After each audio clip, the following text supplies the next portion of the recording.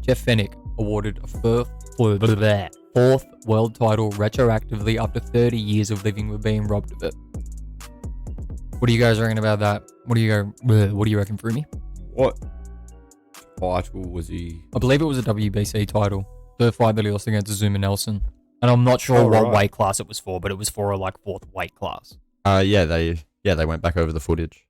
It was 30 years ago. Yeah, 30 years ago. So it was rewatched it, rejudged it. Yeah, didn't you see this? No, I didn't see. Yeah, they re-awarded Jeff Fenech a fourth world title that he should have won retroactively. Yeah, right. I'm sure I would have seen it if I wasn't so fucking busy through the week last week. Last week was. But your dad was fucking stoked about it. Yeah, that was his favorite fighter. Yeah, That's who he used to practice fighting in the mirror and shit when he was a kid. Yeah, he was telling me about it too. And he's like, "You boys got to bring it up. Got to bring it up." Like, yeah. Shout out to Dave. We'll do it. Fucking loves Jeff. Yeah, that's fucking dope though. It is. It sucks for him that it didn't happen when it should have happened. No. Imagine how big that would have been for Australian boxing 30 years ago. Dude, it would have been huge. It would have bred a whole different generation of boxers. It would have, Fenech says it himself in the article that I read. He said it completely ruined him as a fighter. He said he got over it and eventually learned to live with it kind of thing, but it sort of ruined that part of his career. And he reckons he probably could have gone further without that, stain on his record. Well, I mean, now he's got Brock Jarvis face planting canvases around the world, so that's pretty dope as well. But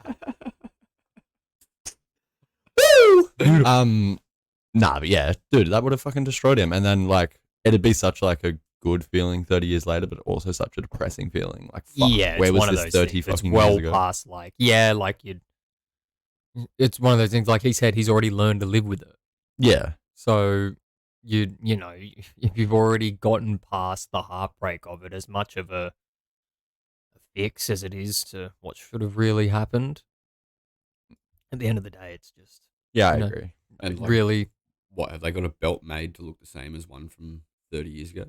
I didn't actually look into it that hard. You know what I mean? But what, they're going to hand him a brand new belt from this era, just still doesn't have the same meaning to him. Because that's not the belt he fought for. I didn't think about that, but to think about it, the belt that I seen looked modern. It did look like a modern belt. Yeah. I haven't actually looked into it, so we're going to have to confirm that. But it brings me to an interesting point of... Will they do that to Jeff Horn in 30 years? The Pacquiao fight? Will they? Exactly. I didn't even think about that. I was more thinking Mayweather Castillo. But if I was more thinking of going back and looking at the kids he's taught over the years and probably re-putting them through education. Floyd. A fucking Horn. Oh, right. Fuck that guy, bro. Yeah, definitely check those test scores. But probably check Floyd's teachers. It sets a very interesting precedent. What do we go back to Gabe from a few weeks ago and rescore that fight? That's the fucking first thing I fucking said for him. I was like, well, they're going to have to, because that was the biggest robbery I've ever seen. So goes from 120, 109 to 119, 110. Gabe's like, yeah. Shit. I knew I won the 7th. Yeah. Fuck you. Yeah. Oh, fucking Gabe. That's his hand raised. But like I said, it brings a really fucking interesting precedent. If they're going to do that for one fight, they now have to do it for everything. You can't just do it for one that's deemed a robbery and then say that everything else was scored correctly. No. Yeah, so does Fury win all three of them in that trilogy now? That's the other thing I was thinking. Did we go back and rescore that? Exactly. What did he? It's widely did he win believed the first one? It's widely believed that he should have edged out that first fight. Yeah, it was a draw. Fury got knocked down twice. Yeah. Apart from them 2 knockdowns, I feel he won just about every round. And more to the point, that make it a 10. That makes it 10-8 round. 10-8 round. But then more to the when Fury got knocked down in the last round, technically, if you get knocked down and you get up and you can come back and win the rest of the round, it technically should be scored 9-9.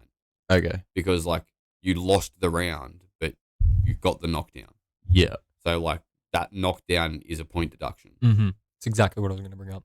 So that seems like a good fucking thing to have, really. Yeah, and then in the 12th, Fury was flat on his back but got up and just put it on water and won the rest of that round and was arguably winning that round up until the point where he got dropped. Yeah. Like he should have won that fight, but like it being in America, in Deontay's like, I think was it like in the Barclays Center or something like that where he fights a lot. Yep.